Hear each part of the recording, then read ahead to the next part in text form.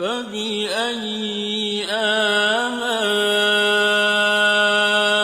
ربكما تكذبان يخشون ربهم بالغيب لهم مغفرة وأسروا قولكم أو اجهروا به إنه عليم بذات الصدور ألا يعلم من خلق وهو اللطيف الخبير صدق اللہ العلی العظیم۔ یہ سورہ ملک کا پہلا رکوع چل رہا ہے۔ گزشتہ آیات مبارکہ میں اللہ رب العالمین نے پہلے اپنی نعمتوں کا تذکرہ فرمایا، پھر کافر لوگوں کا، انکار کرنے والوں کا انجام بیان فرمایا کہ وہ جہنم میں جائیں گے، جہنم ان پر بہت غصہ ہوگی، اور پھر ان سے فرشتے پوچھیں گے بتاؤ تو صحیح کسی نے دین سمجھایا تھا، سنایا تھا، کچھ پتہ ہے؟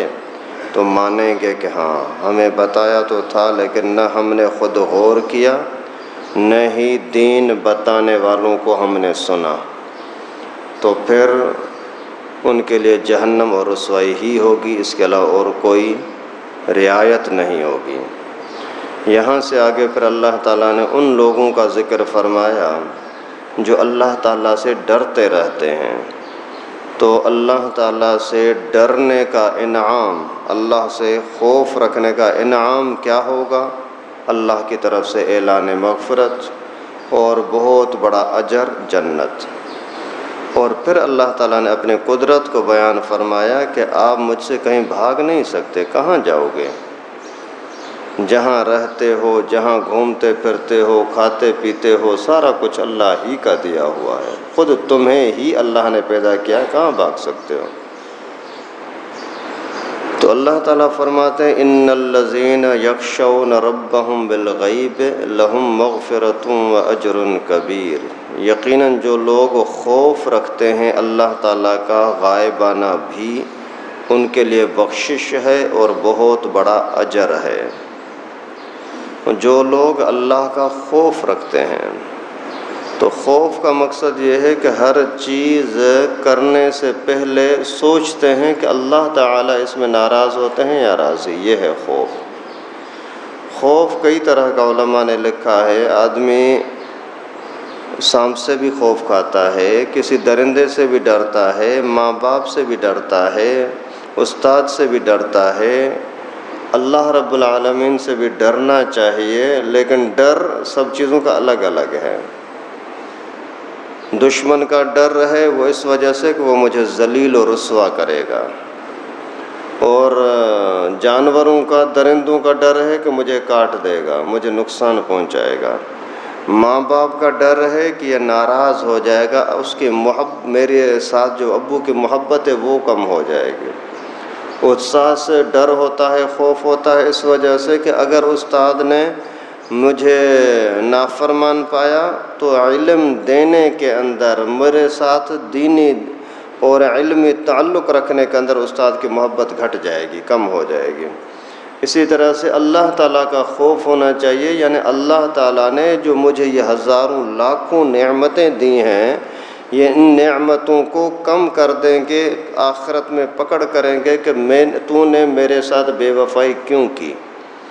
تو اللہ تعالیٰ فرماتے ہیں کہ جو لوگ مجھ سے ڈرتے رہتے ہیں، خوف رکھتے ہیں، غائبانہ، دیکھا بھی نہیں ہے، نہ اللہ تعالیٰ کو دیکھا، نہ رسول اللہ کو دیکھا، نہ کوئی معجزہ ہوتے ہوئے دیکھا، نہ کوئی قرآن پاک کو نازل ہوتے دیکھا، نہ جبرائیل کو دیکھا، اس کے باوجود 1400 سال گزر گئے، لیکن پھر بھی کسی مولوی نے بولا کہ بھائی اللہ تعالیٰ نے یہ حکم دیا ہے کہ نماز کی پابندی کرو، یہ بولتا ہے بھائی کرنی ہے۔ بھائی اللہ تعالیٰ نے فرمایا کہ اگر تم دین پر چلو گے تو جنت دوں گا، نہیں چلو گے تو جہنم میں پھینکوں گا۔ کسی نے غائبانہ جنت کو بھی مان لیا، جہنم کو بھی مان لیا، اللہ تعالیٰ کے حکم کو بھی مان لیا، تو ایسے ماننے والوں کا انجام کیا ہوگا؟ لہم مغفرۃ، چھوٹی موٹی غلطیاں اللہ تعالیٰ معاف کر دیں گے۔ اللہ تعالیٰ کی رحمت بہانے ڈھونڈتی ہے، وضو کرو نا، حدیث شریف میں آتا ہے جو بندہ گھر سے نکلتا ہے نماز کے ارادے سے، ایک ایک قدم پر اس کی نیکی لکھی جاتی ہے، درجہ بلند ہوتا ہے، غلطی معاف ہوتی ہے، اللہ تعالیٰ کی طرف سے مغفرت کا اعلان کیسا ہے دیکھو۔ پھر جب وضو کرنے لگتا ہے ہاتھ دھویا، حالانکہ ہاتھ کے دھونے میں اپنے ہاتھوں کی صفائی ہے، لیکن اس کے باوجود اپنا فائدہ لے رہے ہو، لیکن گناہ معاف، کلی کی منہ کے گناہ معاف، ناک میں پانی ڈالا ناک کے گناہ معاف، چہرے کو دھویا چہرے کے گناہ معاف، اور پھر بازوں کو دھویا تو کوہنیوں تک سارے جو ہاتھوں سے گناہ کیے تھے وہ معاف، سر کا مسح کیا سر کے گناہ معاف، کانوں کا مسح کیا کانوں کے گناہ معاف، پیچھے گدی کا مسح کیا تو گدی کے گناہ معاف، پھر جب پاؤں کو دھویا تو پھر پاؤں کے گناہ معاف۔ ایک مرتبہ حضرت ابو ہریرہ رضی اللہ تعالیٰ عنہ وضو کر رہے تھے تو وضو میں بہت زیادہ اوپر تک پنڈلی تک پاؤں کو دھو لیا۔ کسی نے پوچھا یہ کیا کر رہے ہو؟ بولا کہ میں نے سنا ہے کہ وضو والے عضو قیامت کے دن چمک رہے ہوں گے، تو میں زیادہ دھو رہا ہوں تاکہ چمک میرے اندر زیادہ آ جائے۔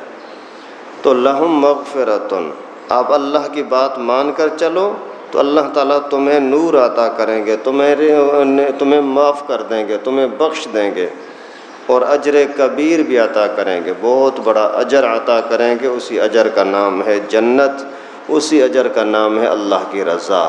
سبحان اللہ، اللہ راضی ہو کر کے فرمائیں گے کہ آ جاؤ میرے بندے، میں تم سے راضی، جاؤ میرے ان نعمتوں کے اندر داخل ہو جاؤ، جنت کے اندر جو میں نے تمہارے لیے بنائی ہیں۔ حدیث شریف میں ایک واقعہ آتا ہے کہ ایک بندے نے اپنی اولاد کو بولا کہ میں ایک وصیت کرتا ہوں، اس کو لازمی پابندی سے اس پر عمل کرنا۔ پوچھا کیا؟ بولا کہ میں جب مر جاؤں تو میرے مرنے کے بعد میرے جسم کو جلانا، جلا کر کے پھر اس کی راکھ کو کچھ تو ذرہ ذرہ کر کے ہوا کے اندر اڑا دینا، کچھ کو پانی کے اندر بہا دینا۔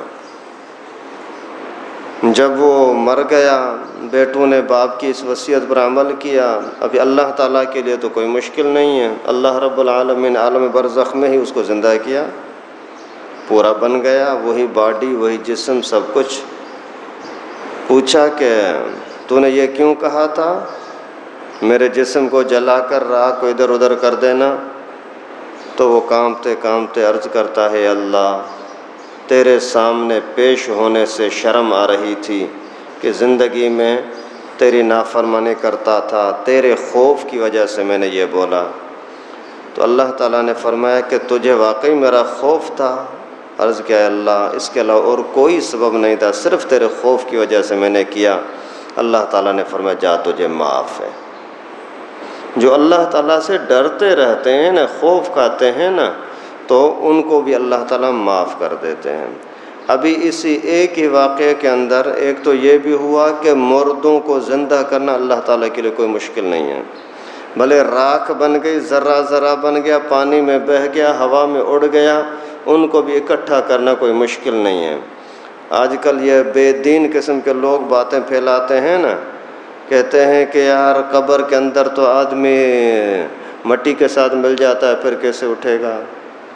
کسی کو تو سمندر کی مچھلیوں نے کھا لیا، وہ ابھی کیسے زندہ ہوگا؟ کسی کو جانوروں نے ٹکڑے ٹکڑے کر دیا، وہ کیسے زندہ ہوگا؟ بھئی اللہ تعالیٰ کے لیے کوئی مشکل نہیں ہے۔ جب راکھ کے ذرات کو اکٹھا کرنا پھر دوبارہ زندہ کرنا اس کے لیے مشکل نہیں ہے، جب پہلی مرتبہ اللہ نے بنایا تو بنانا مشکل نہیں تھا، تو ابھی پھر دوبارہ جوڑنا کون سا مشکل ہوگا؟ اللہ تعالیٰ ہم سب کو خوف نصیب فرمائے اور اللہ تعالیٰ کے ساتھ محبت نصیب فرمائے۔ وَأَسِرُّوا قَوْلَكُمْ أَوِ اجْهَرُوا بِهِ إِنَّهُ عَلِيمٌ بِذَاتِ الصُّدُورِ۔ تم چھپ چھپ کے باتیں کرو یا کھلم کھلا زور سے باتیں کرو، یقیناً اللہ تعالیٰ سینوں کے رازوں کو جاننے والے ہیں۔ یہ نہیں ہے کہ آپ اگر آواز سے باتیں کرو تو اللہ تعالیٰ سنیں، آہستہ باتیں کرو تو نہ سنیں، اللہ تعالیٰ سب سنتے ہیں۔ صرف سنتے کیا، آپ کے دل کے اندر جو باتیں ہیں ان کو بھی جانتے ہیں، آپ سوچ کیا رہے تھے۔ جیسے وہ واقعہ آتا ہے نا، ایک بندہ تھا، بیٹے نے جا کر کے باپ کی شکایت کی رسول اللہ صلی اللہ علیہ وسلم کے پاس. ابھی پیغمبر کریم نے اس کے باپ کو بلایا، تو جیسے ہی یہ باپ گھر سے نکلا پیغمبر کریم کے پاس آنے کے لیے، اس وقت دل میں دماغ میں کچھ خیالات آئے، اشعار آئے، اور اللہ تعالیٰ نے جبرائیل کو بھیجا کہ جبرائیل پیغمبر کریم کو جا کر کے بولو کہ اس کا فریاد اور کیس بعد میں چلانا، پہلے اس سے وہ اشعار تو سن لے جو ابھی یہ سوچ رہا تھا. جیسے ہی وہ آیا پیغمبر کریم کے پاس، نبی پاک نے فرمایا کہ بتا تو سے ابھی کون سے اشعار تو سوچ رہا تھا.